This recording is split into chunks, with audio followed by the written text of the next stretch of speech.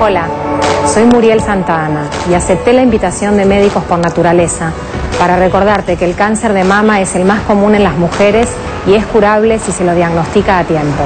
Para eso es indispensable el control médico anual, la autoexploración periódica y la mamografía. No te olvides que con 2 minutos de autoexploración podés salvar tu vida.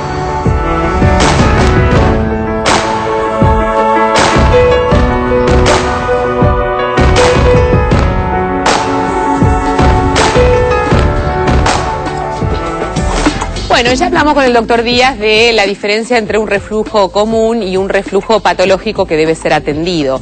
La pregunta es, ¿qué hacer frente a este reflujo? Si hay un tratamiento disponible, si hay que operar a los chicos, en fin, todas preguntas que se nos pasan por la cabeza, que en general les tememos mucho. ¿Y qué pasa con la acidez en los chicos? Para eso, ahora sí, fuimos a consultar al doctor Jorge Ruiz, que es jefe de gastroenterología del Hospital Garrahan, y esto nos decía. El reflujo básicamente es el pasaje del contenido gástrico, ya sea alimentos o jugo gástrico, hacia el esófago. El esófago es el conducto que comunica el estómago con la boca. En la infancia el reflujo tiene dos grupos etarios.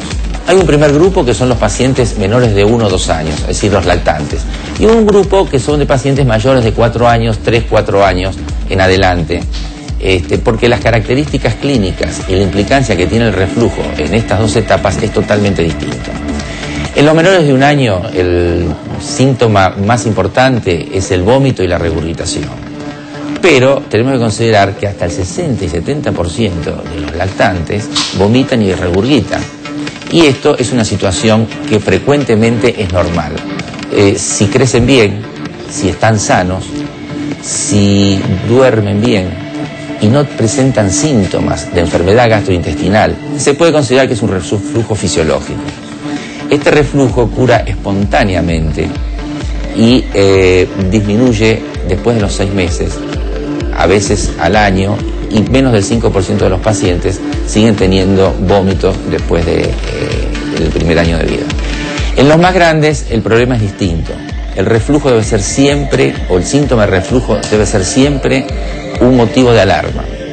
Y los padres deben consultar al médico. ¿Y cuáles son los síntomas? La sensación que el niño va a explicar de que le sube la comida a la boca, y la pirosis. ¿Qué es la pirosis? Es el dolor quemante detrás del esternón, detrás del pecho. Son los 2 síntomas que, si se producen con alguna frecuencia, por lo menos una vez por semana y durante algún tiempo, deben motivar a la madre para consultar al médico. El reflujo tiene tratamiento en las 2 edades etarias. En los lactantes, si uno considera que el reflujo es fisiológico, es decir, que es un reflujo que no produce enfermedad en el niño, las únicas medidas que se toman son de medidas, primero, tranquilizar a los padres y explicarles esta situación. Explicarles que el 60-70% de los niños tienen esto. Si hay síntomas de alarma en los lactantes, como son, por ejemplo, vómito de sangre, como son, por ejemplo, pérdida de peso, como es irritabilidad, como son síntomas extradigestivos, como problemas respiratorios, entonces el paciente debe ser estudiado. Pero también hay que tener cuidado con estos síntomas, porque a veces están sobrediagnosticados, porque el lactante puede ser irritable y no ser la causa del reflujo. El lactante puede perder peso y no ser la causa del reflujo. Por eso los papás deben consultar al pediatra y el pediatra evaluarlo, y si es necesario derivar al especialista. La acidez es la sensación que manifiesta el paciente. En realidad es una sensación subjetiva del paciente, de quemazón, que puede estar referida al pecho, en cuyo caso se llama pirosis retroesternal porque está detrás del pecho, o puede estar referida al abdomen. Puede ser una pirosis epigástrica, es decir, en la boca del estómago. Y puede ser la expresión de múltiples factores, o sea, puede tener múltiples etiologías.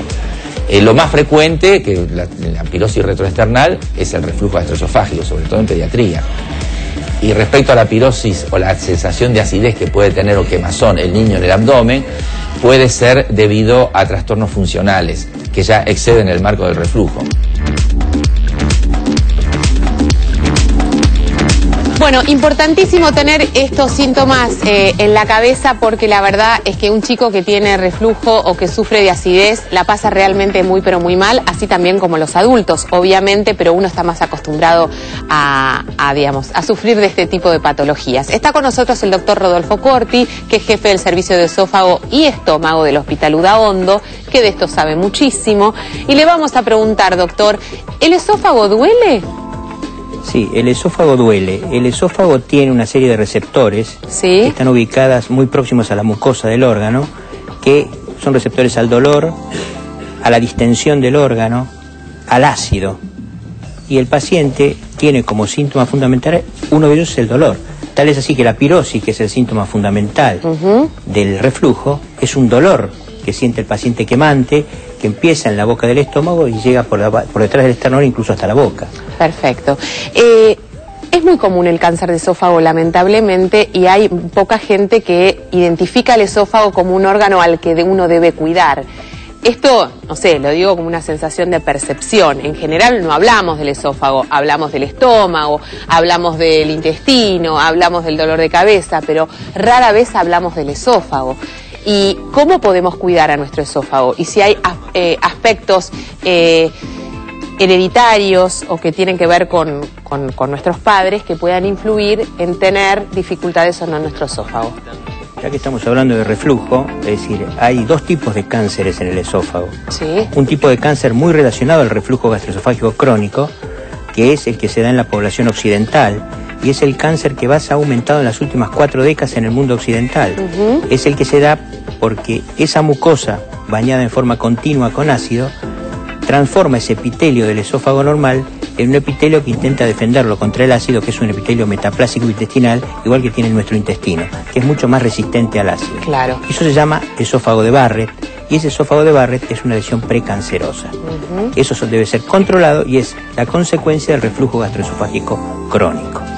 Hay otro tipo de cáncer, que es un cáncer mucho menos frecuente en la población general, salvo en algunos países del mundo, que es el cáncer asociado al tejido epidermoide del esófago, es un tejido normal, que se llama un cáncer, carcinoma epidermoide del esófago. Es un cáncer que se da en poblaciones de muy bajo nivel intelectual, social, donde predominan factores como el uso de tabaco, de mucho consumo de alcohol, de bebidas muy calientes, de consumo de coca. Por eso en nuestro país hay zonas de la zona norte del país que se dan en muchos casos. Pero no es un cáncer frecuente en la población general. ¿El mate hace mal para nuestro esófago? El mate hace mal por distintos factores. El mate en realidad lo que hace es aumentar la secreción de ácido del estómago y relajar el esfínter esofágico inferior. Cuanto más caliente tomamos el mate, peor le hace ese esófago, porque disminuye la motilidad y favorece más el reflujo. O sea que las infusiones muy calientes, consumidas de manera muy caliente, no son para nada beneficiosas para aquellas personas que sufren del esófago, o para todas en general. Porque empeoran la motilidad del órgano. Claro. ¿Qué pasa con los divertículos en el esófago? ¿Son un factor de riesgo para aquellas personas que los tienen? Para riesgo para cáncer, me está diciendo. Sí, exacto. Hay un tipo de... En el esófago hay básicamente 2 tipos de divertículos. Uno que se da en la parte alta del esófago, y los divertículos son simplemente protrusiones de la pared del órgano que se dan en zonas que ha aumentado la presión dentro de la luz y hace que la bolsa se dirija hacia afuera, o al contrario, procesos fibróticos crónicos de la pared que se pegan a la pared del esófago y traccionan de la misma hacia afuera. Ahí tenemos un divertículo en la parte alta del esófago, que tiene un nombre especial que se llama divertículo de Zenker. Ese divertículo está asociado con cáncer, si no se lo reseca o no se lo controla en el tiempo. Los otros divertículos, que están en el tercio medio, en la parte inferior del esófago, que están asociados a patologías crónicas, habitualmente de la parte pulmonar, pleural, que fibrosan el órgano y lo traccionan hacia afuera, esos no están en relación con el cáncer, y en general, si no molestan y dan dificultad para tragar, no se tratan. El alto siempre da dificultad para tragar y debe ser tratado. Bueno, otra cosa importante, muchas de las personas, que no son pocas, que sufren de reflujo, que sufren fundamentalmente de acidez, son tratadas con distintos fármacos.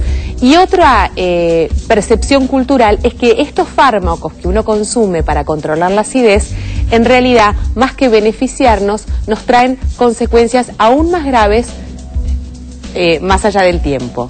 ¿Se entiende lo que quise decir? Yo freno mi acidez porque no la aguanto, pero frenar mi acidez a través de un fármaco en realidad no está curando mi acidez, no está curando mi problema de base. En realidad lo que está haciendo es esconderlo y pronunciarlo aún más cuando el efecto se va. Sí. Básicamente el tratamiento del reflujo tiene dos aristas. Una es la arista farmacológica que vos estás hablando, que hay hoy un grupo de fármacos que los tenemos por suerte de hace más de 20 años, que son los fármacos que inhiben esta secreción de ácido, sí, y que realmente mejoran, curan la lesión del esófago por reflujo y previenen las recaídas de la enfermedad. Son los inhibidores de la bomba de ácido que está localizada en el estómago.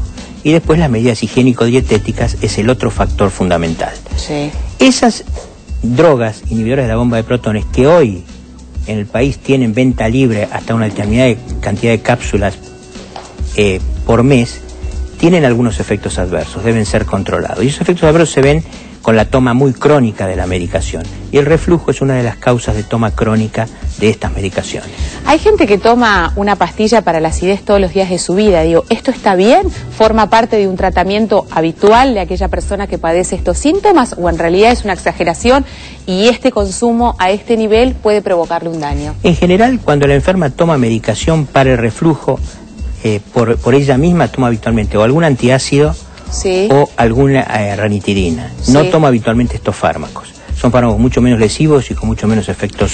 Yo me refería a la ranitidina, es muy habitual, es de consumo habitual en las personas. La ranitidina tiene dos elementos. Primero, no sirve para el tratamiento del reflujo crónico porque tiene un efecto sobre la secreción muy corto, inhibe solamente 3 horas de las 24 horas de la secreción de ácido en el estómago, y la mucosa del esófago necesita que el ácido esté inhibido a las 24 horas para curar su esofagitis y su reflujo. Bueno, esto por es eso no sirve importante. La ranitidina.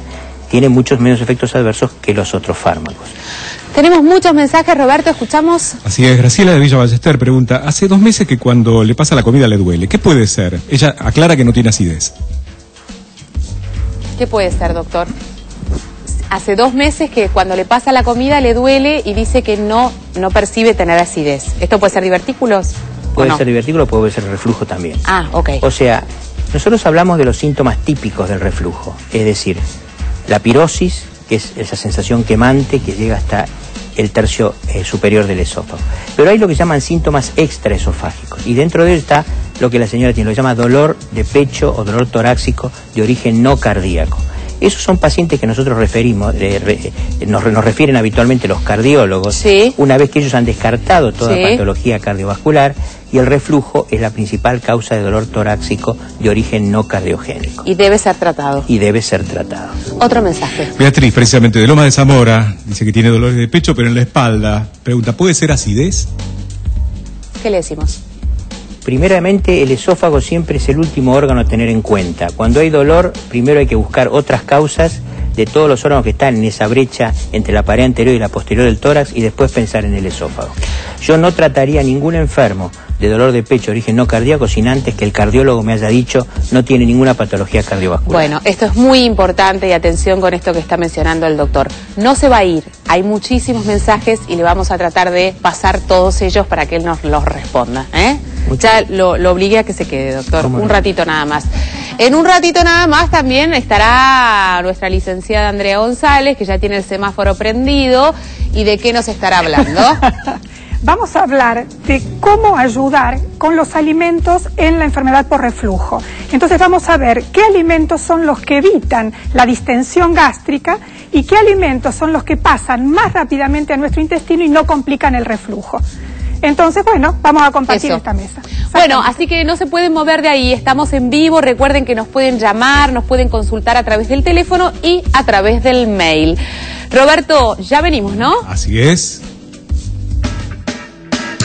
¿Sabías que la función del esófago consiste en ser el conducto de unión entre la boca y el estómago y permitir que los alimentos lleguen a este?